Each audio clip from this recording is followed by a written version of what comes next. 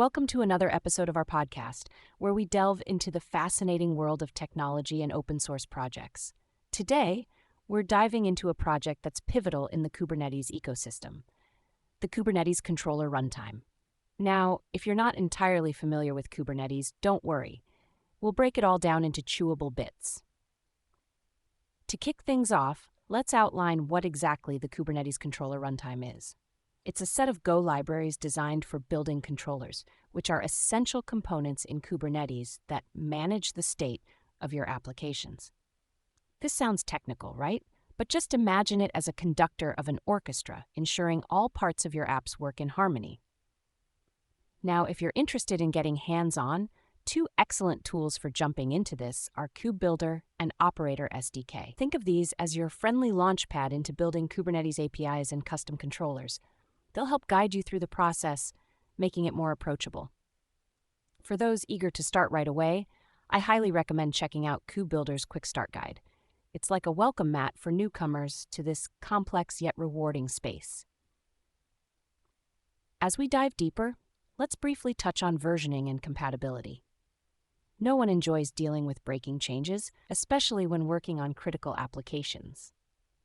The Kubernetes controller-runtime follows semantic versioning, or SEMver for short. If you're maintaining code, this means you should lean on releases for dependency management to avoid running into those pesky compatibility issues. But how does this all work in practice? For instance, every minor version of controller-runtime is tested with a specific version of client Go, which is another critical piece in Kubernetes. It's designed so that, generally, a minor version of controller-runtime will align with the same minor version of client Go. This can be a lifesaver when you are developing and deploying applications. Switching gears for a moment, I have to mention the vibrant community surrounding this project. You won't feel alone when navigating controller-runtime or its nuances. Whether you're facing a tricky issue or have ideas for contributions, there's a Slack channel and a Google group just for that. It's like having a team of spirited friends ready to tackle challenges together.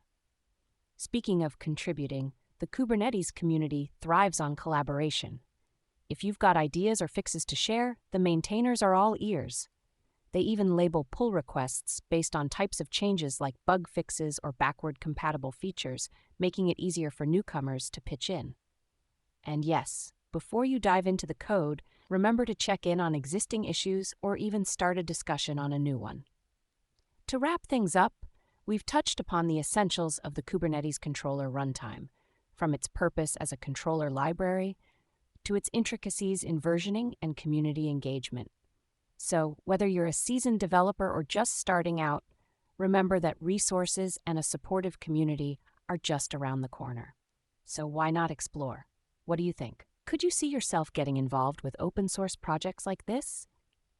It could be a fantastic journey. Thanks for joining me today. Until next time, keep exploring and questioning the tech around you.